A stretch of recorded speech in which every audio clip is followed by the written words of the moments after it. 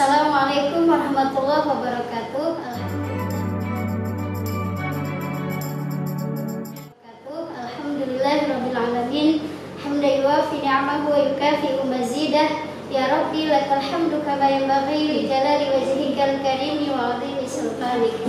Asbahna 'ala fitratil Islam wa kalimatil ikhlas wa 'ala dini nabiyyina Muhammadin sallallahu alaihi wasallam wa 'ala millati abina Ibrahim hanifa wa ma kana minal musyrikin. Rabbi adkhilni mudkhala sidqi wa akhrijni mukhraja sidqi waj'alni min ladunka sultanan nasira. Allahumma shalli ala sayyidina Muhammadin wa ala alihi wa sahbihi wa barik wasallim. Alhamdulillah, mari kita ucapkan puji syukur kepada Allah Subhanahu wa taala. Allah memberikan kepada kita bagaimana nikmatnya kita memiliki mata sehingga kita bisa melihat bagaimana indahnya lautan, bagaimana segarnya hutan dan pegunungan. Kemudian kita juga bisa merasakan bagaimana damainya lautan. Selanjutnya, salawat dan salam mari kita haturkan kepada baginda Rasulullah Sallallahu Alaihi Wasallam, kepada para sahabat dan keluarga beliau sekalian. Taib Ananda, hari ini bertemu kembali dengan Ustazah Rahmayati dalam pembelajaran PAI, yaitu pembelajaran fikih pada hari ini. Sebelumnya mari sama-sama kita beristighfar sebanyak 3 kali. Kita mulai ya istighfarnya.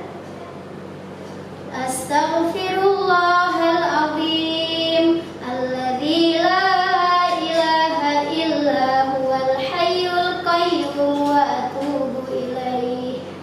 Astaghfirullahaladzim alladzi la ilaha illa huwal hayyul qayyum wa atubu ilaih. Astaghfirullahaladzim alladzi la ilaha illa huwal hayyul qayyum wa atubu ilaih. Alhamdulillah, semoga dengan kita beristighfar tadi Allah memudahkan kita untuk menuntut ilmu ya. Oke, Taib Ananda, bagaimana kabar Ananda hari ini? Semoga Allah memberikan segala kebaikan, rahmat dan karunia-Nya kepada Ananda dan kedua orang tua serta keluarga semuanya. Oke, Taib Ananda, silakan dibuka Al-Qur'annya. Kita buka Quran surah Toha ayat 14. Disimak ya bacaan dari Ustazah Rahmayati ya. A'udzu billahi minasy syaithanir rajim. Bismillahirrahmanirrahim. Innani anallahu la ilaha illa ana fa'budni.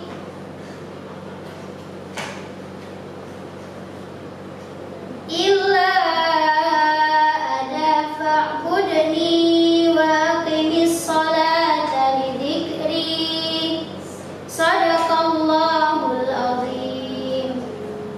Yang artinya, sungguh aku ini Allah, tiada Tuhan selain aku, maka sembahlah aku dan laksanakanlah sholat untuk mengingatku. Maha benar Allah dengan segala firman-Nya. Ananda semua, dari ayat di atas dapat kita pahami dengan jelas bahwa Allah memerintahkan kepada kita untuk mendirikan sholat. Dan hari ini yang akan menjadi pembelajaran kita adalah sunnah-sunnah di dalam sholat. Ananda semua, dari pembelajaran ini ya diharapkan agar Ananda dapat melaksanakan tata cara sholat dengan baik dan benar sehingga ibadah kita diterima oleh Allah Subhanahu wa taala. Baik Ananda, sebelumnya dalam sholat kita sudah mengetahui bahwa kita akan melaksanakan sholat ketika kita mendengarkan suara azan di masjid ya. Kemudian Allahu Akbar, artinya Allah telah memanggil kita untuk melaksanakan sholat. Kemudian setelah kita mendengarkan azan, maka Rasulullah Shallallahu Alaihi Wasallam telah menyampaikan bahwa ibadah yang paling dicintai oleh Allah adalah melaksanakan sholat pada awal waktu. Maka bersegeralah kita untuk melaksanakan sholat. Kemudian dalam sholat juga kita sudah mengetahui bahwa kita harus menutup aurat. Bagi mukmin laki-laki dan mukmin perempuan, maka tutuplah aurat dengan sempurna. Ya, selanjutnya kita juga sudah mengetahui bahwa ketika kita melaksanakan sholat, maka kita akan menghadap kiblat. Ya, taib ananda, selanjutnya adalah kita hari ini akan mempelajari sunnah dalam sholat. Nah, apa itu sunnah? Ada yang tahu apa itu artinya sunnah? Sunnah adalah pekerjaan yang apabila kita kerjakan, maka kita akan mendapatkan pahala dari Allah. Apabila kita terlupa, maka kita tidak mengapa atau tidak berdosa. Itu arti dari sunnah. Maka di dalam sholat ada hal-hal yang sunnah, yaitu apabila kita lupa mengerjakannya maka tidak mengapa. Sholat kita tetap sah dan sholat kita tetap diterima oleh Allah Subhanahu wa Ta'ala. Maka kita langsung melanjutkan sholat kita sampai selesai apabila sunnah ini tertinggal dalam sholat. Ya, yang pertama adalah apa aja sunnahnya? Yang pertama adalah mengangkat kedua tangan ketika takbiratul ihram. Nah, mengangkat tangan ketika takbiratul ihram artinya adalah takbiratul ihram yang pertama, ya, itu adalah sunnah. Nah, kemudian yang kedua adalah mengangkat kedua tangan pada saat ruku, ya, mengangkat kedua tangan pada saat ruku, kemudian pada saat tasyahud awal. Jadi ini adalah sunnah dalam sholat yang kedua. Ya, selanjutnya apalagi sunnahnya? Nah, sunnahnya adalah yang kedua, yang ketiga, meletakkan tangan kanan, ya. Jadi tangan kanan kita meletakkan tangan kanan di atas punggung tangan kiri, di atas punggung tangan kiri. Maka ini adalah sunnah sholat yang ketiga. Ya, taib. Bagaimana kalau kita lupa? Ya, sholat kita tetap sah, maka kita tetap melanjutkan sholat kita dengan benar, ya. Kemudian yang keempat adalah mengarahkan pandangan mata ke tempat sujud agar sholat kita lebih fokus. Ya, jadi sunnah yang keempat adalah mengarahkan pandangan mata ke arah tempat sujud ketika kita sholat. Oke, baik ya. Kita lanjutkan. Kemudian sunnah yang kelima adalah membaca tasbih ketika rukuk dan sujud. Ya, bagaimana bacaan tasbihnya? Bacaan tasbih ketika rukuk. Subhana rabbiyal azim wa bihamdih. Subhana rabbiyal azim wa bihamdih. Subhana rabbiyal azim wa bihamdih. Nah, itu kalau kita lupa, kita tidak ingat untuk membacanya, maka tidak mengapa, karena ini adalah sunnah, ya. Kemudian tasbih ketika sujud, bagaimana bacaannya? Yaitu Subhana rabbiyal a'la wa bihamdih.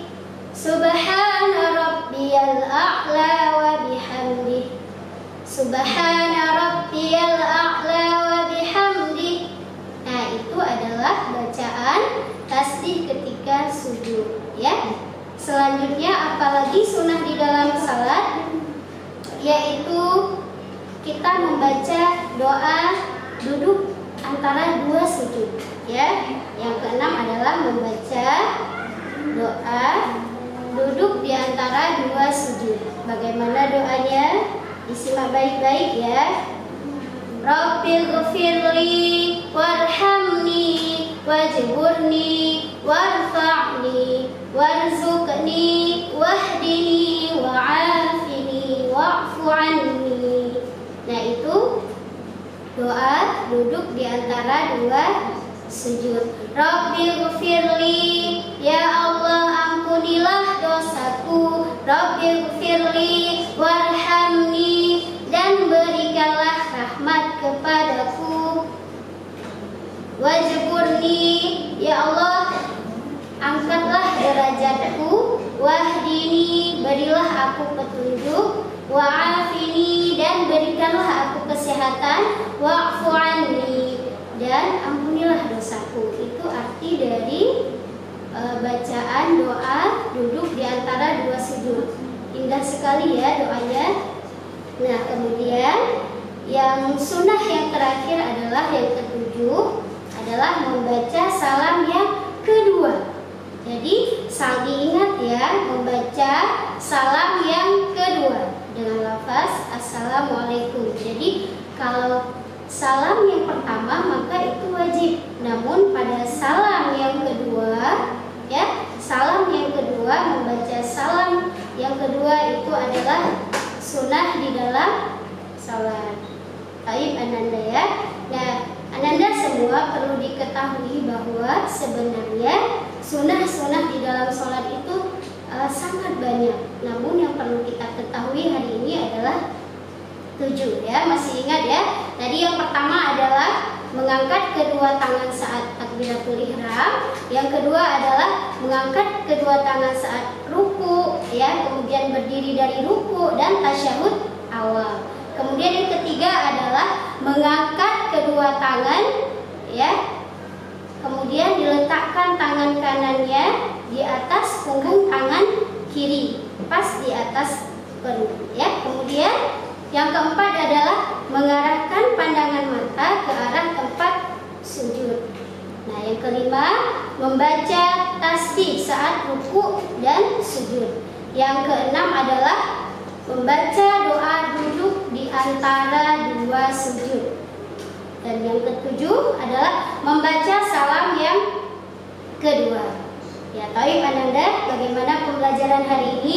Semoga Ananda semua dapat melaksanakannya dalam kehidupan sehari-hari. Taib Ananda, untuk agar lebih paham lagi dalam pembelajaran kita hari ini, maka silakan kerjakan lembar kerja anak solih kita pada hari ini, yaitu silakan Ananda merekam dalam bentuk voice note bacaan dari doa duduk di antara dua sujud ya, dan silakan kirim via Japri untuk Ustazah Rahmayanti ya. Taib Ananda, Ananda semua perlu diketahui bahwa dalam sebuah sirah diriwayatkan ada orang tua yang karena amalannya ya, di akhirat nanti Allah telah mengizinkan dia untuk masuk ke dalam surga ya. Jadi ketika kakinya ini ingin melangkah ke dalam surga, maka ternyata stop dulu. Allah melarang dia untuk masuk, melarang seorang ayah